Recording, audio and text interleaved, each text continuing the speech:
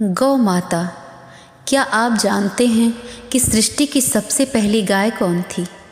वह सिर्फ एक गाय नहीं थी, वह थी देवी सुरभि। कल्पना कीजिए, गोलोक में जहाँ साक्षात श्री कृष्ण विराजमान हैं, वहाँ उनकी बाईं भुजा से एक दिव्य देवी का प्राकट्य होता है। ये देवी न केवल सभी गायों की जननी हैं, बल्कि संपूर्ण विश्व के पालन का एक गहरा रहस्य भी इन्हीं से जुड़ा है। क्या था वो रहस्य? कैसे बनी सुरभि देवी सृष्टि की आदि गौ? क्योंकि स्वयं भगवान श्री कृष्ण ने इनकी पूजा। इस कहानी को सुनकर आपके मन में गौ माता के प्रति श्रद्धा का भाव हमेशा के लिए बदल जाएगा। ब्रह्मवैवर्त पुराण के सबसे अद्भुत और अनसुने अध्याय में प्रवेश करें, जहां हम सुरभि देवी के जन्म, उनके अलौकिक चरित्र और उनसे जुड़ी सृष्टि की गाथा को उजागर करेंगे। राधे राधे, स्वागत है आपका हमारे चैनल कर्म वेदिका पर। आइए हमारे साथ सुनिए आदि गौ सुरभि देवी का उपाख्यान। नारद जी ने पूछा, ब्राह्मण, वह सुरभि देवी कौन थी जो गोलोक से आई थी? मैं उसके जन्म और चरित्र को सुनना चाहता हूँ। भगवान नारायण बोले, नारद, देवी सुरभि गोलोक में प्रकट हुई। वह गौओं की अधिष्ठात्री देवी, गौओं की आदि, गौओं को जननी तथा संपूर्ण गौओं में प्रमुख हैं। मुने, मैं सबसे पहले सृष्टि का प्रसंग सुना रहा हूँ, जिसके अनुसार पूर्व काल में वृंदावन में उस सुरभि देवी का ही जन्म हुआ था। एक समय की बात है, गोपांगनाओं से घिरे हुए राधापति भगवान श्री कृष्ण कौतूहलवश श्री राधा के साथ पुण्य वृंदावन में गए। वहाँ वे विहार करने लगे। उस समय कौतुकवश उन स्वेच्छामय प्रभु के मन में सहसा दूध पीने की इच्छा जाग उठी। तब भगवान ने अपने वाम पार्श्व से लीला पूर्वक सुरभि गौ को प्रकट किया। उसके साथ बछड़ा भी था, वह दुग्धवती थी। उस सवत्सा गौ को सामने देख सुदामा ने एक रत्नमय पात्र में उसका दूध दुहा। वह दूध सुधा से भी अधिक मधुर तथा जन्म और मृत्यु को दूर करने वाला था। स्वयं गोपीपति भगवान श्री कृष्ण ने उस गरम गरम स्वादिष्ट दूध को पिया।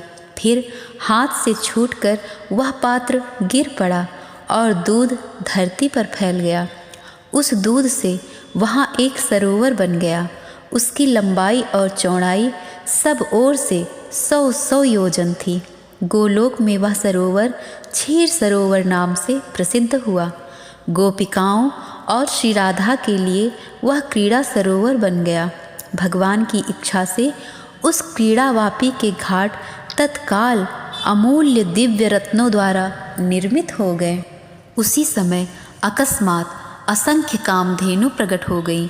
जितनी वे गौवें थीं, उतने ही बछड़े भी उस सुरभि गौ के रोमकूप से निकल आए। फिर उन गौओं के बहुत से पुत्र पौत्र भी हुए, जिनकी संख्या नहीं की जा सकती। यों उस सुरभि देवी से गौओं की सृष्टि कही गई, जिससे संपूर्ण जगत व्याप्त है। मुने, पूर्व काल में भगवान श्री कृष्ण ने देवी सुरभि की पूजा की थी। तत्पश्चात त्रिलोकी में उस देवी की दुर्लभ पूजा का प्रचार हो गया। दीपावली के दूसरे दिन भगवान श्री कृष्ण की आज्ञा से देवी सुरभि की पूजा संपन्न हुई थी। यह प्रसंग मैं अपने पिता धर्म के मुख से सुन चुका हूँ। महाभाग, देवी सुरभि का ध्यान, स्तोत्र, मूल मंत्र तथा पूजा की विधि का वेदोक्त क्रम मैं तुमसे कहता हूँ, सुनो। ओम सुरभ्यै नमः। सुरभि देवी का यह खड़क्षर मंत्र है। 1,00,000 जप करने पर मंत्र सिद्ध होकर भक्तों के लिए कल्प वृक्ष का काम करता है। ध्यान और पूजन यजुर्वेद में सम्यक प्रकार से वर्णित है, जो रिद्धि, वृद्धि, मुक्ति और संपूर्ण कामनाओं को देने वाली हैं, जो लक्ष्मी स्वरूपा श्री राधा की सहचरी, गौओं की अधिष्ठात्री, गौओं की आदि जननी, पवित्र रूपा, पूजनीया भक्तों के अखिल मनोरथ सिद्ध करने वाली हैं तथा जिनसे यह सारा विश्व पावन बना है, उन भगवती सुरभि की मैं उपासना करता हूँ। कलश, गाय के मस्तक, गौओं के बांधने के खंभे, शालिग्राम की मूर्ति, जल अथवा अग्नि में देवी सुरभि की भावना करके द्विज इनकी पूजा करें। जो दीप मालिका के दूसरे दिन पूर्वाहन काल में भक्तिपूर्वक भगवती सुरभि की पूजा करेगा, वह जगत में पूज्य हो जाएगा। एक बार वाराह कल्प में देवी सुरभि ने दूध देना बंद कर दिया। उस समय त्रिलोकी में दूध का अभाव हो गया था। तब देवता अत्यंत चिंतित होकर ब्रह्मलोक में गए और ब्रह्मा जी की स्तुति करने लगे। तदंतर ब्रह्मा जी की आज्ञा पाकर इंद्र ने देवी सुरभि की स्तुति आरंभ की। इंद्र ने कहा, देवी एवं महादेवी सुरभि को बार बार नमस्कार है। जगदम्बिके, तुम गौओं की बीज स्वरूपा हो, तुम्हें नमस्कार है। तुम श्री राधा को प्रिय हो, तुम्हें नमस्कार है। तुम लक्ष्मी की अंशभूता हो, तुम्हें बार बार नमस्कार है। श्री कृष्ण प्रिया को नमस्कार है। गौओं की माता को बार बार नमस्कार है। जो सबके लिए कल्प वृक्ष स्वरूपा तथा श्रीधन और वृद्धि प्रदान करने वाली हैं, उन भगवती सुरभि को बार बार नमस्कार है। शुभदा, प्रसन्ना और गोप्रदायिनी सुरभि देवी को बार बार नमस्कार है। यश और कीर्ति प्रदान करने वाली धर्मज्ञा देवी को बार बार नमस्कार है। इस प्रकार स्तुति सुनते ही सनातनी जगत जननी भगवती सुरभि संतुष्ट और प्रसन्न हो उस ब्रह्मलोक में ही प्रकट हो गई। देवराज इंद्र को परम दुर्लभ मनोवांछित वर देकर वे पुनः गोलोक को चली गईं। देवता भी अपने अपने स्थानों को चले गए। नारद, फिर तो सारा विश्व सहसा दूध से परिपूर्ण हो गया।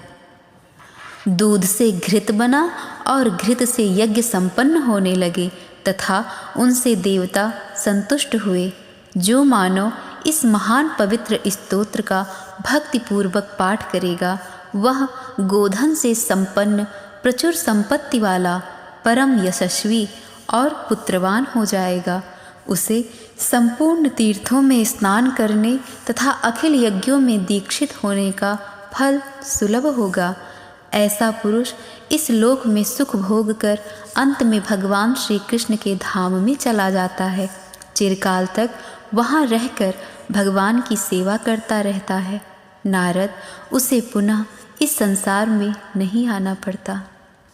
हमारी आज की कथा का ये अंक यही समाप्त होता है। आगे की कथा में हम सुनेंगे श्री राधा के प्रादुर्भाव एवं महत्व आदि का वर्णन, जिसे सुनने के लिए हमारे साथ बने रहिए और कमेंट में राधे राधे अवश्य लिखिए। तो प्रेम से बोलिए राधे राधे।